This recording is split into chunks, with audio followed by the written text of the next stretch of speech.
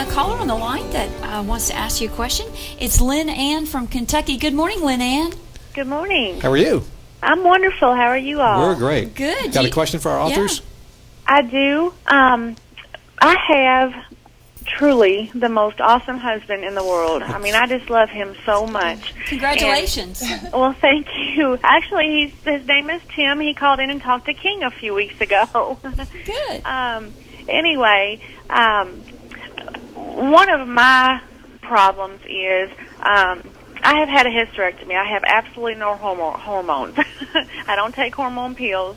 And I guess, I don't know if I should be talking about this on the radio or not, but my desire for intimacy is not nearly as strong as his is, and he is very, very patient. He seems to think that it may be him because he's just a little bit overweight. It's nothing, and that is not what it is with me. I just feel like it's me, and I've been praying about it, but I don't really know where to go from here. That might be a question for King, but let's see if Any our advice? marriage experts can help. Okay. Listen to my mom here. I'm not married yet. So. Have you sought medical help for that condition?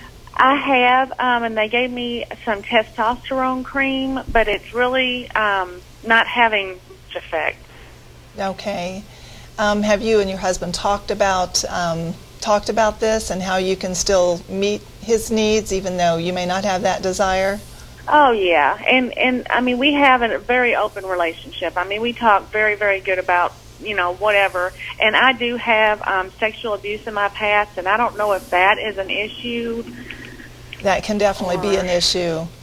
Yeah, there's it might be else. I know we have run into sex therapists, Christian sex therapists, and so on. That might be another possibility that you get some help that way. If you've done everything medically, there are people, professional people that can help with that. Especially, I guess it depends on how much of an issue it is with you guys. If he really feels like he has those desires and you're not able to meet them right now, I would recommend maybe trying to find a sex therapist and talk through some of those issues with a professional. You're doing the most important thing, though. You're talking about it. Yeah. That's absolutely you're not right. hiding it. You're not sweeping it under. like Good for you. It sounds like we're he's very just patient. And he is, and we are just very, best friends. He is just an awesome, awesome man. But like I said, he's kind of blaming himself, thinking that maybe because he's not in the best shape. And I know women are not as visually stimulated as men are, and I keep trying to explain that to him, that has absolutely nothing to do with it. But he's thinking that I'm just in self-denial. Well, Lynn Ann, also we've had some dramatic evidence lately that going to a second doctor or a third doctor can really make a difference. So if you haven't already been to a couple of gynecologists, maybe you could try another one. And I may do that. Is there other options other than the testosterone cream that any of you know about? Oh, I'm not the one to ask. I can't help you. I'm not a physician either, but What I have learned, even though I'm not married, what I have learned from the book is that a lot of times some of these problems, like you mentioned that there was abuse in the past, comes from a mindset that manifests itself physically, and so there's actually a great resource in Nashville that I think they, do some stuff long distance. It's called Bethesda Workshops, and it does work with women who've had sexual abuse in their past to help them kind of get past those things, those mindsets, to even think about it differently, and sometimes that can change it physically when the mental and spiritual is kind of restored. It can make a difference as well. And it very well may be a mindset that I don't even realize. And Lynn Ann, do send King, he's our Friday fitness guy, send him an email, kingffl@hotmail.com. There may be some supplement that you can take that would make you feel better. Okay. If nothing else, keep talking about it. Hope you get the help you need, and thank you for your call. We appreciate it. And Lynn Ann, I'm sure you already are, but I would pray about it. Maybe God can restore that desire for you. I definitely am, because we've only been married going on 3 years, and he's just an awesome man. It has nothing to do with him at all. I know it's me. So, but thank you very much. Well, thank you for your call. Thank I'm you. willing to share it. You all have a good day. You too. Because you're not married, this is probably a wonderful chance for you to see problem. To ward these things off before you look for your mate. I mean, you realize the problems that can happen. To have the perfect marriage, no, don't but I mean, you? You and understand that. I do have a little bit of pressure, but it's okay because I would rather have that and have these skills and have learned from all of these other people's mistakes. Now they have wonderful marriages, but I can read this book and go, you know what? I saw where this started, because it talks about, where it just starts, where it's really a small thing and it's not taken care of and it just becomes a huge thing.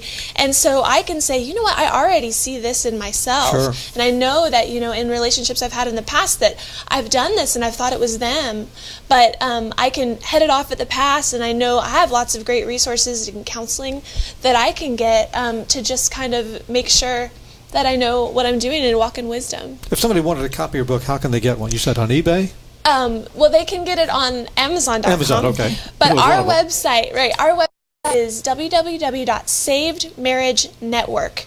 And you can buy a copy of the book there. You can also we have links to all of the ministries listed in our book. Oh, that's good. And we have listed the different issues, like if certain ministries deal with adultery or sexual addiction or the loss of a child or different step family issues, they're listed under those topics, so you can go specifically to what you need, go to those links and get the help that you need. So it's savedmarriagenetwork.com. Is there a common thread that runs through all these crises? How important is communication? I mean, if you have a problem, no matter what it is, to be able to talk about it. Well, it's one of the top things, and that's one thing we always advise people to do. Get marriage education. And part of marriage education is learning how to communicate with each other honestly and without constantly attacking each other. Stopping that cycle of conflict is so important, so you can hear each other. Always realizing that you have a part, that both people have some part in it. We only have about 30 seconds left. You're still working at your marriage. I mean, it's always a work in progress. I mean, Absolutely. Even though you've overcome these problems, you never really can relax. Absolutely. Years ago, when I saw that fourth counselor, she told me, you will always work on saving your marriage, and that is so true. Wow. And the other books in the future? I mean, having done this one? Yes, there's another one. I'd like to do one called The Save Marriage Next Door, which goes on about our story and talks about how we were willing to share our story. We saw like 12 couples come to healing in amazing ways, just one-on-one as people got to know us. And what we want to do with that book is encourage people with saved marriages all over this country to begin to talk about it and use tools that are available now to run reconciliation classes, help other people come to healing. Well, May and Erika Chambers, thanks so much for spending time with us on Mornings. Again, the book is Can My Marriage Be Saved? True Stories of Saved Marriages. It's a great reading. Yeah, thanks for your ministry. So much. Yeah.